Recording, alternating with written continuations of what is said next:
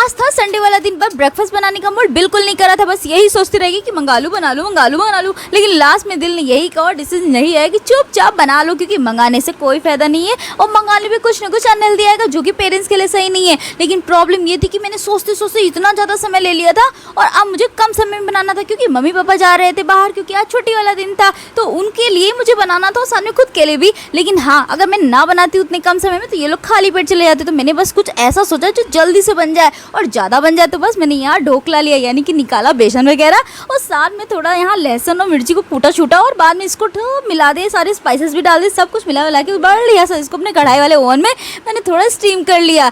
थोड़ा नहीं, मतलब अच्छे से स्टीम किया और फिर मस्त कटवट लगाया बिल्कुल केक जैसा। और साथ में ना थोड़ी सी मैंने ये मिंट वाली और धनिया वनिया डाल के चटनी भी बना ली थी, कोकोनट डाल के मस्त तड़का शड़का लगाया। भाई खाने में तो इतना यम्मी था और मम्मी पापा भी ना खा के गए, खाली पेट नहीं गए फाइनली।